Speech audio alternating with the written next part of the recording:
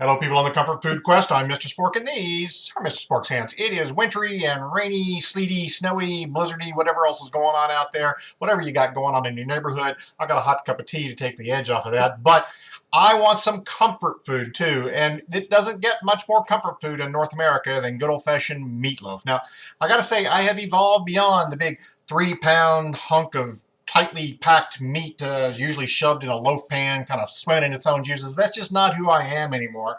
And so I went looking for ways to lighten it up. And guess what I found?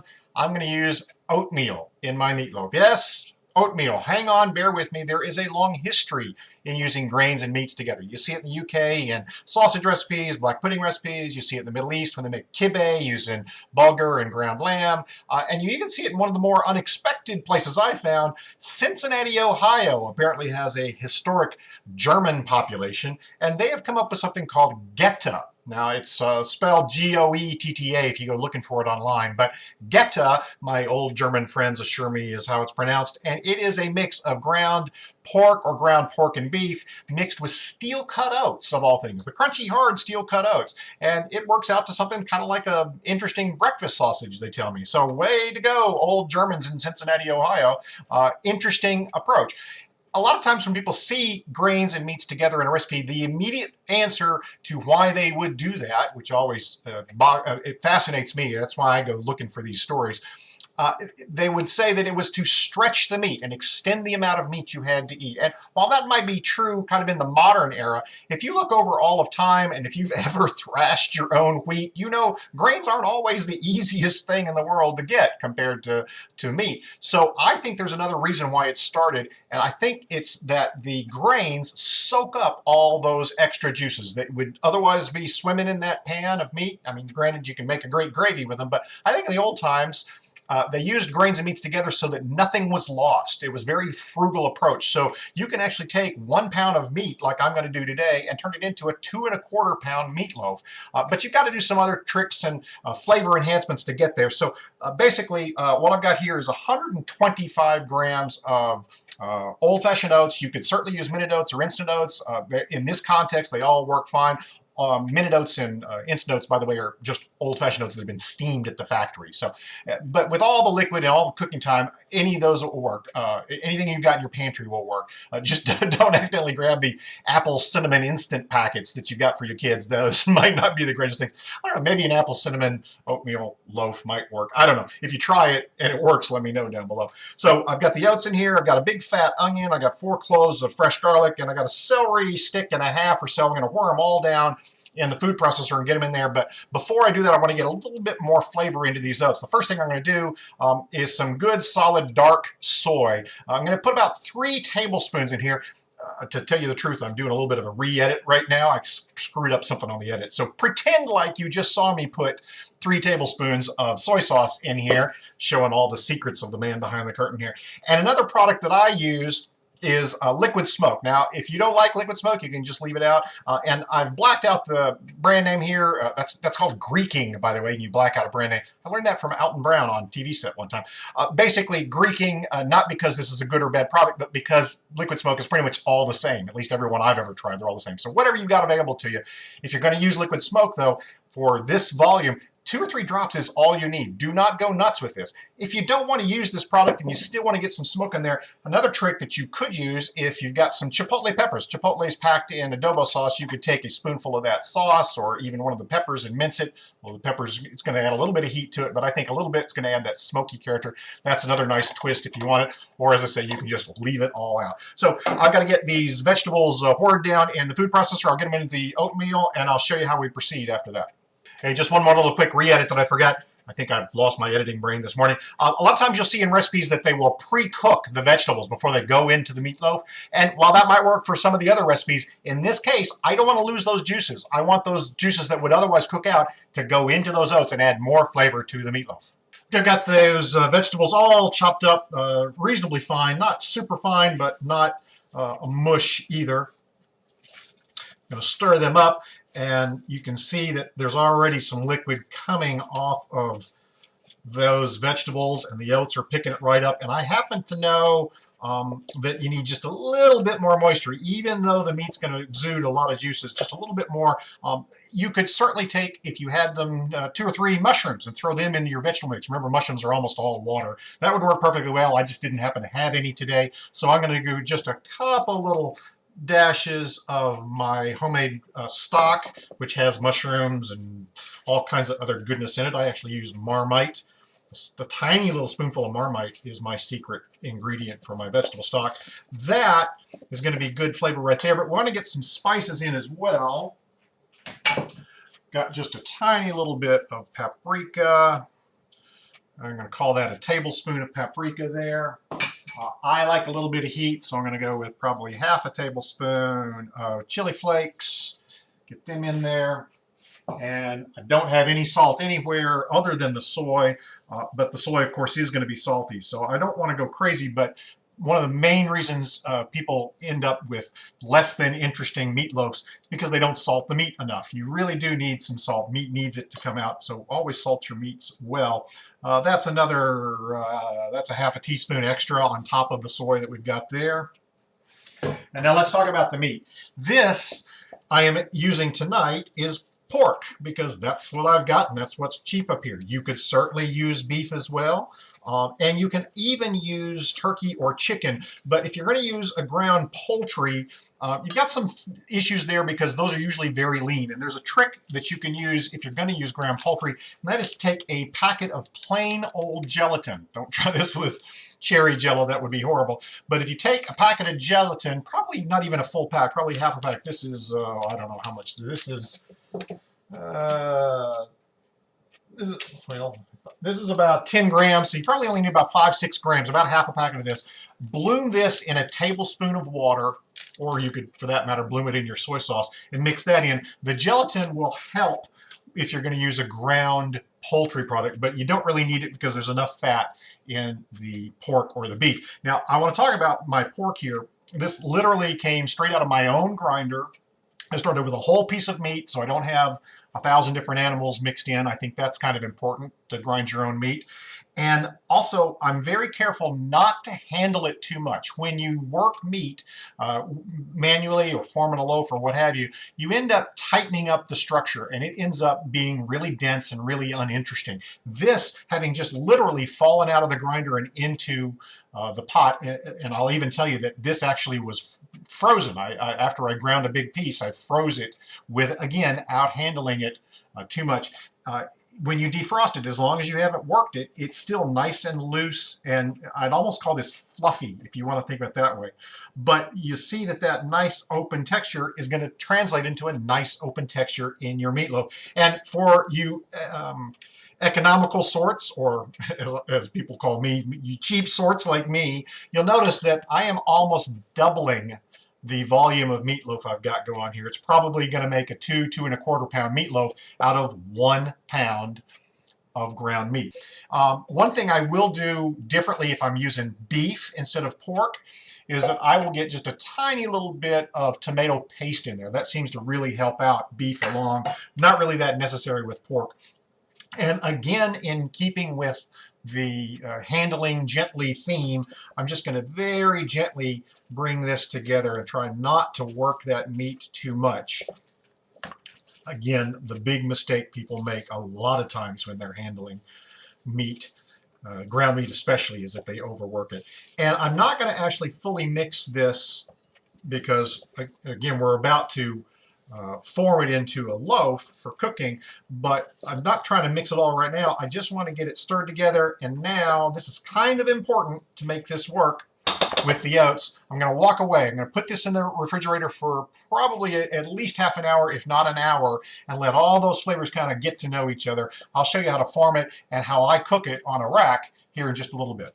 So just to show you how to set up the gear for this bake, I've got my trusty old sheet pan and an oven-safe wire rack, a piece of foil, and that's it. That's all you need in this case, because unlike cooking your meatloaf in the loaf tray like you've seen so often where it ends up swimming in the juices, we've added those grains in there to hold all those juices in. And almost always when I make it this way, there won't be even any drippings underneath the pan, although obviously you want to keep the pan there just in case. But we're going to form it on top of this. I don't even poke any holes in this because I don't want it to drain. I want those juices to stay in the meatloaf. This is all you got to do. It's going to be about a 400-degree Fahrenheit, 205 Celsius, something like that, for the first 15 minutes, and then I'm going to knock it down to around 375 and coast until I get to the internal temperature I want.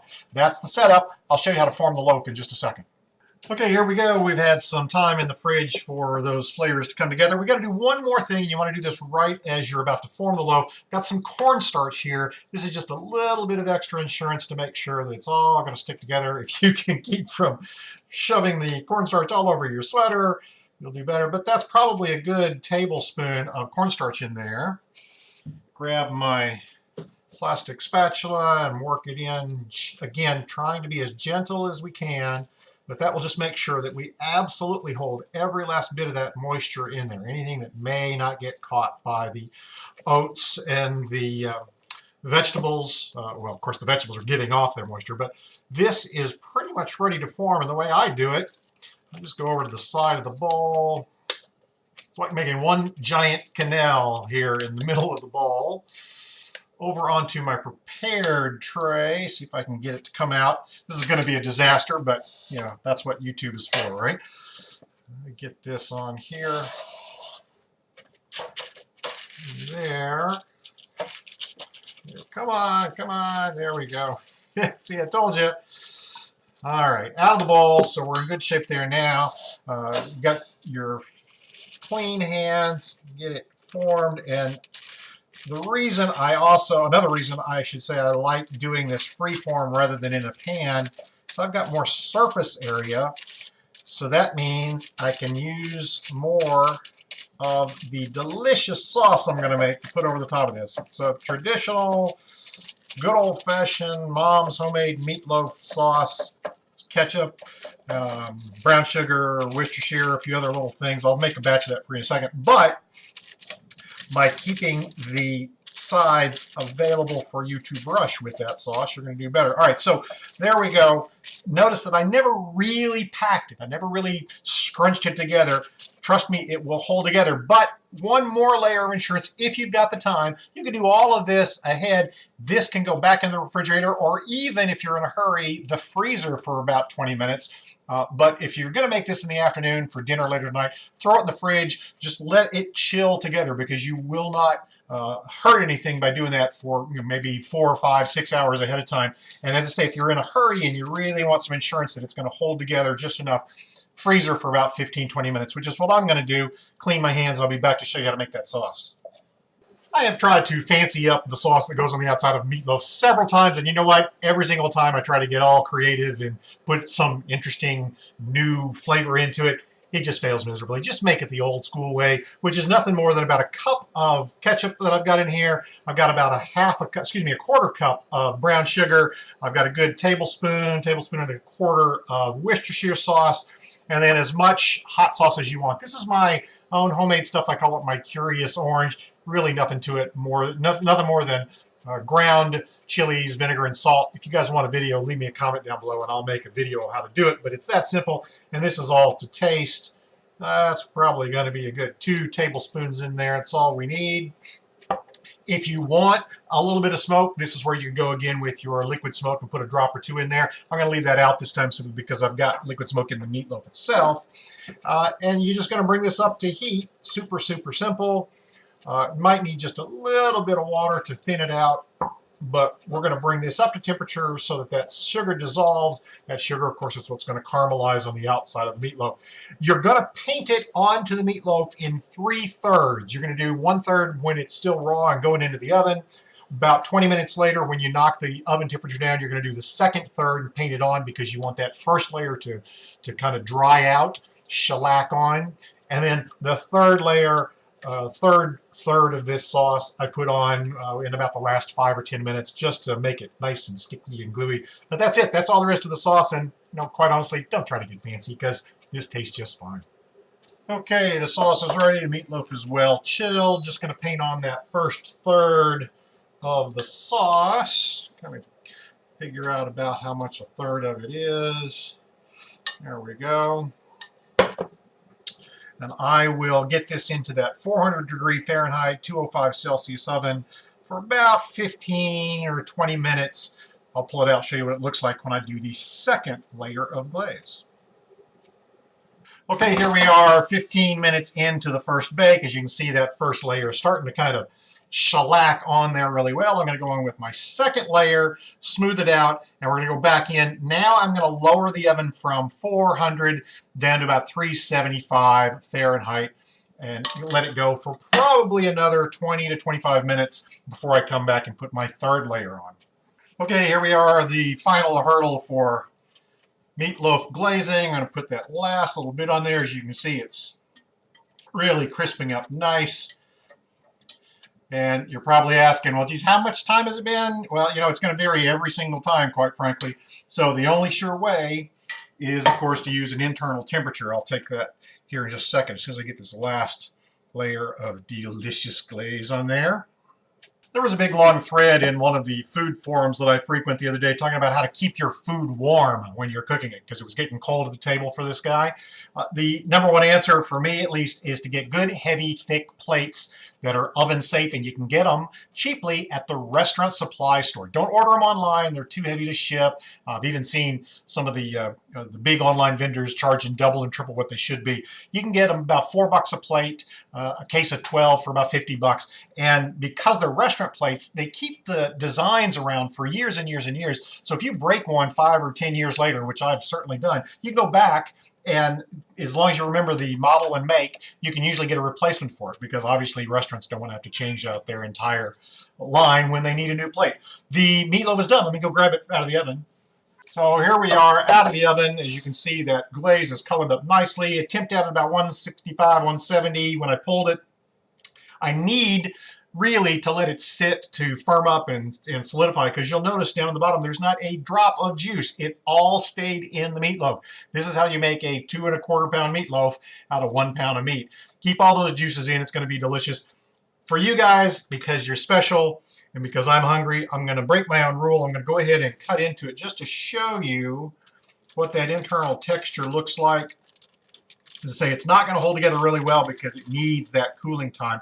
But yeah, as you can see, it's flaking apart just because it's too hot, but oh man, that's good.